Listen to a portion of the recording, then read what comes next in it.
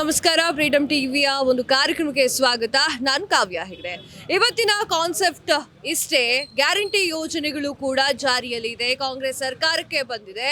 So ಕಾಂಗ್ರೆಸ್ನಲ್ಲೂ ಕೂಡ ಒಳ ಜಗಳ ಇದ್ದೇ ಇದೆ.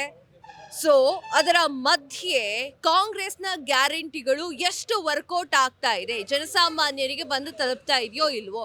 ಯಾಕಂತಂದ್ರೆ ಒಂದಿಷ್ಟು ಮಹಿಳೆಯರಿಗೆ ಒಂದು ತಿಂಗಳು ಕೂಡ ಮಿಸ್ ಆಗದಾಗೆ ಗೃಹಲಕ್ಷ್ಮಿಯ ಹಣ ಬಂದಿದೆ, ಕೆಲವೊಂದಿಷ್ಟು ಮಹಿಳೆಯರಿಗೆ ಬಂದಿಲ್ಲ. ಹಾಗೆ ವಿದ್ಯುತ್ ಬಿಲ್ ಏನಿದೆ, ಆ ವಿದ್ಯುತ್ ಬಿಲ್ಗೂ ಕೂಡ ಒಂದಿಷ್ಟು ಜನ ನಮಗೆ ಕಮ್ಮಿ ಬಂತು, ನಮಗೆ ಹೆಚ್ಚು ಬಂತು ಅನ್ನೋದ್ರ ಬಗ್ಗೆ ಅಸಮಾಧಾನ ವ್ಯಕ್ತಪಡಿಸ್ತಾ ಇದ್ದಾರೆ. ಸೊ ಇದಿಷ್ಟು ಜನಸಾಮಾನ್ಯರು ಏನ್ ಹೇಳ್ತಾರೆ ಅಂತ ಕೇಳೋಣ. ಸರ್, ನಿಮ್ಮ ಹೆಸರು? ನಾಗರಾಜ್. ಓಕೆ, ಹೇಳಿ. ಗ್ಯಾರಂಟಿ ಯೋಜನೆ ನಿಲ್ಲಿಸಬೇಕು. ಮೊದಲು ಯಾರಿಗೂ ಹಣಗಳು ಬರ್ತಾ ಇಲ್ಲ, ಮತ್ತು ಇದರಿಂದ ಏನೂ ಇದಾಗ್ತಾ ಇಲ್ಲ. ಎಲ್ಲೋ ಕೆಲವ್ರಿಗೆ ಬಂದಿದೆ, ಇನ್ನು ಕೆಲವ್ರಿಗೆ ಯಾರಿಗೂ ಬರ್ತಾ ಇಲ್ಲ. ಮತ್ತು ಅಕ್ಕಿ ಕೊಡ್ತಾ ಇದ್ದೀನಿ ಅಂದರು, ಈಗೇನೋ ನಿನ್ನೆಯಿಂದ 10 kg ಕೊಡ್ತೀವಿ, ದುಡ್ಡು ಕೊಡೋಲ್ಲ, 170 ರೂಪಾಯಿ ಅಂತ ಹೇಳಿದ್ದಾರೆ. ಮತ್ತು ಏನು ಹೆಣ್ಮಕ್ಳಿಗೆ ಕೊಡ್ತಾ ಇದ್ದಾರೋ ಅದಕ್ಕೆ ನಮಗೆ ಇವಾಗ ಇದು ಗಂಡಸರಿಗೆ ಅವೆಲ್ಲ ಇಲ್ಲ. ಅದು ಇವಾಗ ನಮ್ಮ ಹತ್ರ ಜಾಸ್ತಿ ತೊಗೊಂಡು ಅವ್ರಿಗೆ ಫ್ರೀ ಕೊಡೋದು ಅದರ ಅರ್ಥ ಇಲ್ಲ ಅಲ್ಲೇ. ಅದರಿಂದ ದಯವಿಟ್ಟು ಇದನ್ನು ನಿಲ್ಲಿಸಬೇಕು. ಕರೆಂಟ್ ಬಿಲ್ ವಿಚಾರಕ್ಕೆ ಬರೋದಾದ್ರೆ ಒಂದಿಷ್ಟು ಜನಕ್ಕೆ ಕಮ್ಮಿ ಆಗಿದೆ, ಒಂದಿಷ್ಟು ಜನಕ್ಕೆ ಹಾಗೆ ಇದೆ, ಸ್ವಲ್ಪ ಜಾಸ್ತಿ ಬರ್ತಿದೆ ಈ ತಿಂಗಳದಿಂದ ಅಂತ ಕೂಡ ಹೇಳ್ತಾ ಇದ್ದಾರೆ. ಏನ್ ಹೇಳ್ತೀರಾ? ತುಂಬ ತೊಂದರೆ ಆಗುತ್ತೆ ಮೇಡಮ್. ಇವಾಗ ಜಾಸ್ತಿ ಮಾಡಿದ್ರೆ ಇವಾಗ ಏನು ಫ್ರೀ ಕೊಡ್ತಾ ಇದ್ದಾರೋ ಅದನ್ನು ಕಂಟಿನ್ಯೂ ಮಾಡಬೇಕು. ಮತ್ತು ಕಮರ್ಷಿಯಲ್ಗೆ ಏನಿದೆ ಅದು ಮಾಮೂಲಿ ಇದು ಮಾಡ್ತಾ ಇದ್ದಾರೆ. ಅದನ್ನು ಇವಾಗ ಏನಿದೆ ಯಥಾಸ್ಥಿತಿ ಕಾಪಾಡಬೇಕು. ಕಾಂಗ್ರೆಸ್ನಲ್ಲೂ ಬಣ ಬಡಿದಾಟ ಇದೆ, ಬಿಜೆಪಿಯಲ್ಲೂ ಬಣ ಬಡಿದಾಟ ಇದೆ. ಸರ್, ಅವರವರಲ್ಲೇ ಕಿತ್ತಾಡ್ತಾ ಇದ್ದಾರೆ. ಕಾಂಗ್ರೆಸ್ನಲ್ಲಿ ಏನೇ ಬಡದಾಟ ಇದ್ರೂ ಅದು ಸರಿ ಹೋಗುತ್ತೆ. BJPಲಿ ಅವ್ರೇನು ವಿಜೇಂದ್ರ ಬೇಡ ಅಂತ ಯತ್ನಾಳ್ ಒಬ್ಬರೇ ಹೇಳ್ತಾ ಇರೋದು ಅವರು. ಅದರಿಂದ ಏನು ತೊಂದರೆ ಆಗಲ್ಲ ಯಾವುದಕ್ಕೂ. Okay sir, thank you. Sir, ನಮಸ್ತೆ ಸರ್. ನಮಸ್ತೆ. ಓಕೆ, ಗ್ಯಾರಂಟಿ ಯೋಜನೆಗಳ ಬಗ್ಗೆ ಏನು ಹೇಳ್ತೀರಾ? ನಿಮ್ಗೆ ಎಷ್ಟು ಅನುಕೂಲವಾಗಿದೆ ಇದು? ನಮಗೆ ಇದ್ರ ಬಗ್ಗೆ ಯಾವುದೋ ಅನುಕೂಲ ಇಲ್ಲ. ಈ ಗ್ಯಾರಂಟಿ ಆಲ್ರೆಡಿ ಎಲ್ಲಾನು ಬಂದ್ ಮಾಡೋದು ಉತ್ತಮ. ಗ್ಯಾರಂಟಿ ಸಾಮಾನ್ಯ ಎಷ್ಟೋ ಒಂದು 30% ಬರ್ಬೋದು, ಕೆಲವರಿಗೆ ಮಿಕ್ಕಿದವ್ರಿಗೆ ಯಾರಿಗೂ ಬರ್ತಾ ಇಲ್ಲ. ಆ ಗ್ಯಾರಂಟಿ ಯೋಜನೆ ಒಳಗೆ ತುಂಬ electric bill, water bill, metro ಹಾಲು, ಪ್ರತಿಯೊಂದು ವಾಟ್ರದ್ದು ಎಲ್ಲ ರೈಸ್ ಮಾಡ್ತಾ ಇದ್ದಾರೆ. ಇದು ಸಾಮಾನ್ಯ ಜನಕ್ಕೆ ಅನನುಕೂಲನೇ ಹೊರತು ಅನುಕೂಲ ಅಲ್ಲ. ಓಕೆ ಸರ್, ಈಗ ವಿಚಾರ ಇಷ್ಟೇ.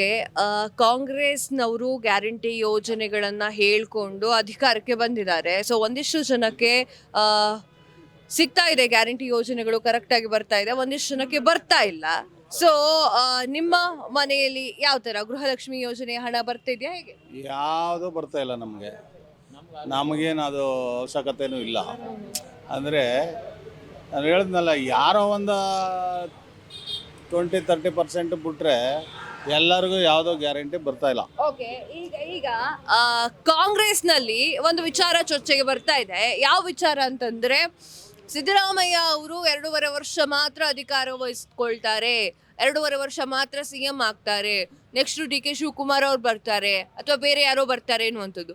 ಈಗ ಸಿದ್ದರಾಮಯ್ಯ ಅವರೇ ಇದ್ರೆ ಒಳ್ಳೇದಾ ಅಥವಾ DK ಶಿವಕುಮಾರ್ ಅವ್ರು ಬಂದ್ರೆ ಒಳ್ಳೇದಾ, ಮತ್ತೆ ಯಾರು ಬರ್ಬೇಕಾ? ಈ ಟರ್ಮು ಸಿದ್ದರಾಮಯ್ಯ ಇದ್ದರೆ ಒಳ್ಳೆಯದು. ಯಾಕೆ ಅಂದರೆ ಈಗ ಕಾಂಗ್ರೆಸ್ಸಲ್ಲಿ ಜಾಸ್ತಿ ಪಬ್ಲಿಕ್ ಒಲವಿರೋದು ಅವ್ರಿಗೆ. ಈಗ ಬೇರೆಯವ್ರಿಗೆ ಕೊಟ್ಟರೆ ಅದರಲ್ಲಿ ತುಂಬ ಒಡಕ ಆಗುತ್ತಾ, ಸರ್ಕಾರಕ್ಕೆ ಏನು ಬಿದ್ದೋಗೋ ಚಾನ್ಸು ಇದೆ. ಅವರಲ್ಲೇ ಡಿವೈಡ್ ಆಗಿಬಿಡ್ತಾರೆ. ಈ ಟರ್ಮ್ ಅವ್ರಿಗೆ ಕೊಟ್ಟು ನೆಕ್ಸ್ಟ್ ಟರ್ಮು ಅವರು ಕೊಡೋದು ಒಳ್ಳೆಯದು. Thank you sir, thank you so much. Sir, ನಮಸ್ತೆ ಸರ್. ನಮಸ್ತೆ ಮೇಡಮ್. ನಮಸ್ತೆ, ಮಹಾದೇವ್ ಅಂತ ನಮ್ಮ ಹೆಸರು. ಓಕೆ, ದಯವಿಟ್ಟು ನಾವು ಒಂದೇ ಹೇಳೋದು, ಕಾಂಗ್ರೆಸ್ ಅವರಾಗಲಿ BJP ಅವರಾಗಲಿ ದಳದಲ್ಲಾಗಲಿ ದಯವಿಟ್ಟು ಫ್ರೀ ಕೊಡಬೇಡ್ರಿ. ಫ್ರೀ ಕೊಟ್ಟರೆ ದೇಶ ಹಾಳಾಗೋಗುತ್ತೆ. ಆಲ್ರೆಡಿ ಈ ತಮಿಳ್ನಾಡು ಬಂದು ಸಾಲದಲ್ಲಿ ಮುಳುಗೋಗಿದೆ. ಇನ್ನೇನು ಕರ್ನಾಟಕ ಬರ್ತಾ ಇದೆ, ಅದು ಮುಳುಗೋಗುತ್ತೆ. ಸಿದ್ದರಾಮಯ್ಯನವರೇ ಕೊಡಬೇಡ್ರಿ, ಕುಮಾರಸ್ವಾಮಿ ಕೊಡಬೇಡ್ರಿ, ಯಡಿಯೂರಪ್ಪನೂ ಕೊಡಬೇಡ್ರಿ. ಫ್ರೀ ಕೊಟ್ಟರೆ ಈ ದೇಶ ಹಾಳಾಗೋಗುತ್ತೆ.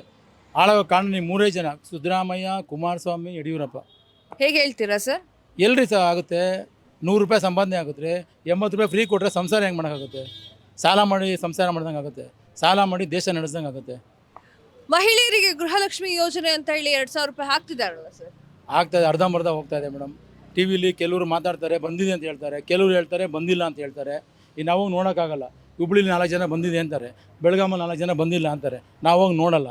ನೀವೇನು ತೋರಿಸ್ತೀರೋ ಅದು ನೋಡ್ತೀವಿ ನಾವು. ಫ್ರೀ ಕೊಡದೆ ಮೊದಲನೇ ತಪ್ಪು.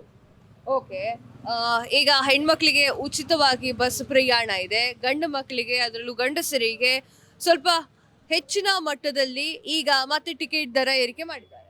ಬೇರೆ ದಾರಿನೇ ಇಲ್ಲ. ಡ್ರಿಂಕ್ಸ್ ರೈಸ್ ಮಾಡ್ತಾರೆ, ಹಾಲ್ ರೈಸ್ ಮಾಡ್ತಾರೆ, ಮೆಟ್ರೋ ರೈಸ್ ಮಾಡ್ತಾರೆ, ಬಸ್ ರೈಸ್ ಮಾಡ್ತಾರೆ, ಟ್ರೈನ್ ರೈಸ್ ಮಾಡ್ತಾರೆ. ಬೇರೆ ದಾರಿನೇ ಇಲ್ಲ. ಫ್ರೀ ಕೊಡಬೇಕು ಅಂದರೆ ಇವೆಲ್ಲ ಮಾಡಲೇಬೇಕು, ಬೇರೆ ದಾರಿನೇ ಇಲ್ಲ. ಫ್ರೀ ಕೊಟ್ಟರೆ ಇವೆಲ್ಲ ಆಗುತ್ತೆ ಮೇಡಮ್. ಖಂಡಿತವಾಗೂ ಕೆಟ್ಟದು ಕೊಡಲೇಬಾರ್ದು. ಯಾವ ಸರ್ಕಾರದವ್ರು ಕೊಡಬಾರ್ದು ರೀ. ಸ್ವಲ್ಪ ಒಂದಿಷ್ಟು ರಾಜಕೀಯದ ಬಗ್ಗೆ ಮಾತನಾಡೋಣ. ಈಗ ಕಾಂಗ್ರೆಸ್ನಲ್ಲಿ ಬಣ ಬಡಿದಾಟ ಇದೆ, ಓಕೆನಾ? ಡಿ ಕೆ ಶಿವಕುಮಾರ್ ಅವರು CM ಆಗ್ತಾರೆ ಅಂತ ಹೇಳಿ ಒಂದಿಷ್ಟು ಸಚಿವರು ಹೇಳ್ತಾ ಇದ್ದಾರೆ. ಹಾಗೆ ಸಿದ್ದರಾಮಯ್ಯ ಮುಂದುವರಿತಾರೆ ಅಂತ ಒಂದಿಷ್ಟು ಸಚಿವರು ಹೇಳ್ತಾ ಇದ್ದಾರೆ. ನಿಮಗೆ ಯಾರು ಮುಂದುವರಿಬೇಕು, ಯಾರು ಇರಬೇಕು, ಬೇರೆ ಯಾರು ಬರಬೇಕಿತ್ತ, ಯಾವ ಥರ? ಇಲ್ಲ, ಸಿದ್ದರಾಮಯ್ಯ ಮುಂದುವರೆದ್ರೆ ಒಳ್ಳೇದು ಮೇಡಮ್. Capable CM. ಈಗಿರೋ ಗೋಜದಲ್ಲಿ ಏನೋ ಇವರು ಕೊಟ್ಟರೆ, ಡಿ ಕೆ ಶಿವಕುಮಾರ್ ಕೊಟ್ಟರೆ ಸತ್ಯವಾಗ್ಲೂ ಮಾಡೋಕ್ಕಾಗಲ್ಲ. ಹೇಗೆ ಹೇಳ್ತೀರಾ? ಖಂಡಿತವಾಗಿ ಆಗಲ್ಲ. ಸಿದ್ದರಾಮಯ್ಯನಷ್ಟು ಬ್ರಿಲಿಯಂಟ್ ಅಲ್ಲ ಅವರು. ಅದಕ್ಕೋಸ್ಕರ ಸಿದ್ದರಾಮಯ್ಯ ಇದ್ದರೆ ಒಳ್ಳೆಯದು. ಖಂಡಿತವಾಗೂ 5 ವರ್ಷ ಮೂವ್ ಮಾಡ್ತಾರೆ.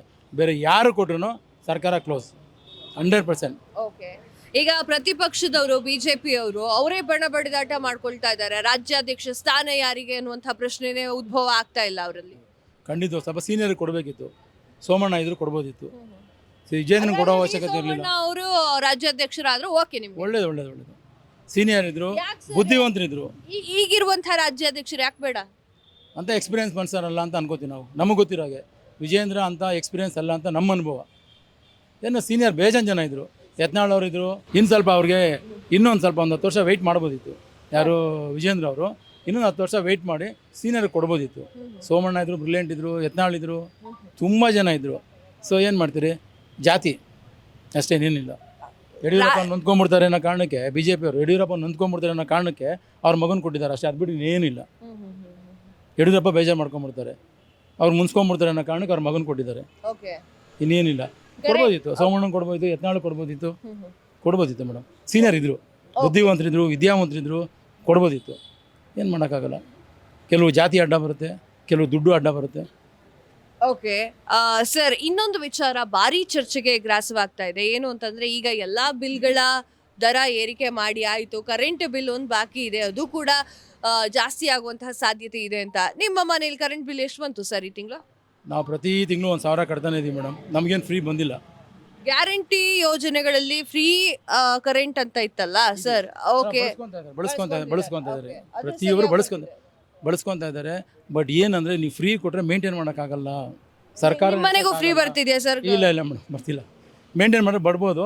ನಮ್ಮದು ಏನೋ ಇದಿರುತ್ತಲ್ಲ, ಇಷ್ಟು ಲಿಮಿಟ್ಸ್ ಇರುತ್ತೆ. ಆ ಲಿಮಿಟ್ಸ್ ಕ್ರಾಸ್ ಆಗಿಬಿಡುತ್ತೆ ಮನೇಲಿ.